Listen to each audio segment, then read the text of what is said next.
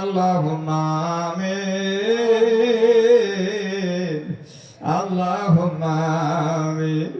যে বাবারা আছেন যেখানে আছেন সবাই হাত উঠান, মা বোনেরা সবাই মাওলার দরবারে হাত উঠাও আর মনে বুঝাই বলো মন, একদিন ছোট শিশু ছিলাম, কিছু বুঝতাম না, আস্তে আস্তে বড় হলাম। মা বাবাই তখন বিয়ে দেওয়ার জন্য ব্যস্ত হলো, বিয়ের তারিখ ঠিক হইয়া গেল। 10-15 দিন আগে থেকে আত্মীয় স্বজনকে দাওয়াত দেওয়া শুরু হলো।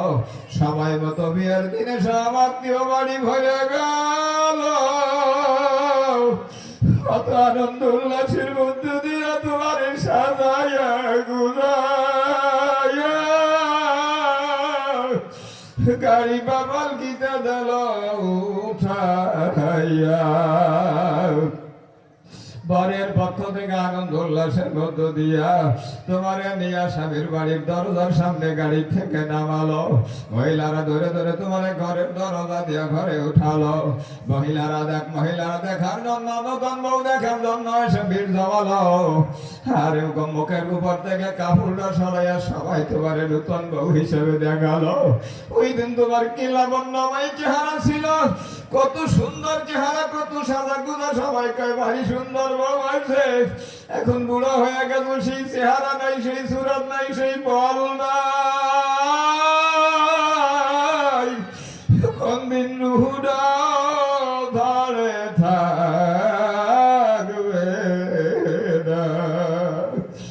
আল্লাহ বাবারা, যখন মৃত্যু হইয়া যাবে তোমারে মালিক ছাড়া উত্তর দিক মাথা দিয়ে শোয়া চাদর দিয়ে ঢাকা দিয়ে আবার সবাই খবর দেবে। আল্লাহ যারা তোমারে দেখার জন্য আসছিল নতুন বউ হিসাবে, প্রতিবাসী যারা বেঁচে থাকবে তোমার মাউতের খবর শুনিয়ে আবার দেখার জন্য আরো বেশাল দেখা সেই মুখের উপর থেকে চাদরটা সরাবে, কাপড়টা সরাইয়া তোমার চেহারার দিকে তাকাই থাকবে। এই দিশের টাকা দেখা দিল কোনদিন আর দেখব না। এইভাবে তোমার কাপড় দিয়ে আমার ঢাকে হবে। আমাদেরা সবার সংসারের অবস্থা সবার জানা। খাইয়া না খাইয়া একটা থাল বানাই, বাটি বানাই, খাইয়া না খাইয়া বালতির বানাইয়া কত গরবারি সাজাইলা।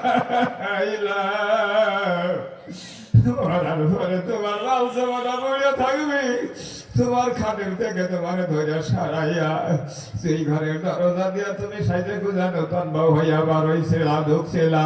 ওই ঘরের দরজা দিয়া তোমার নাস্তারে ধরা ধরা বাহির করা দিয়া যাবে সাদের সংসারে। আর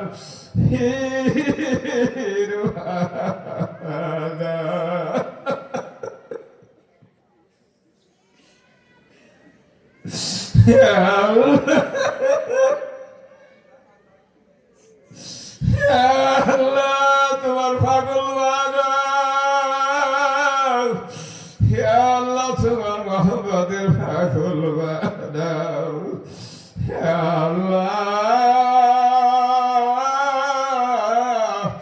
আল্লাহ তোমার মহব্বতের আগুন দিলের মধ্যে জ্বালাইয়া যাও।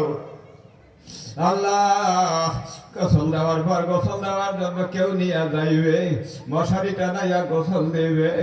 আর কত জীবন ভর তুমি নিজে ঢলে ঢলে গোসল করছ, ছেলে মেয়েরা ঢলে ঢলে গোসল করাইছো। এখন তোমার যেই দিক ঘোরাবে সেই দিক করো, নড়তে তো আরো ভালো না। গোসলের পরে মসজিদের খাট বাসটা দিয়া ওই খাট বাসের পরে শুয়াইয়া কাপড়ের কাপড় পরাইয়া আল্লাহু আকবার কেতাবে আছে। কাপড়ের কাপড়টা যখন পরানো শুরু করে, তখন যখন মুখ করে ঢাকতে যায়, অনেক সময় এতিম সন্তান থুইয়া মা চলে যাইতেছে, নাতি পোতা থুইয়া চলে যাইতেছে। যারা দেখলেই গেজর দিয়ে আইসে কোলে নাও, কোলে নাও। কষ্ট হয়ে গেলেও তুমি না আমার কোলে নেওয়া লাগবে, তোমার এই এতিমার কোলে আসবে না। তোমার নাতি ভুতিরা তোমার ঘরে আসবে না। আল্লাহ মুখটা যখন ডাকতে শুরু করে মাইন্দা দেয়, তখন ওই মা মাইয়াদের রুহুরা ডাক দিয়ে বলে, আমার এত তাড়াতাড়ি মুখটা ডাকিস না, দেখ আমার এতিম সন্তানরা আমি ধুয়ে চলে যাইতেছি, কত সময় আমার কোলে আসতো, আমার ধরতো আর ধরবে না, আমার চেহারার দিকে তাকাইয়া রয়েছে, আমার মুখের দিকে তাকাই রয়েছে, আর একটু দেখতে দে,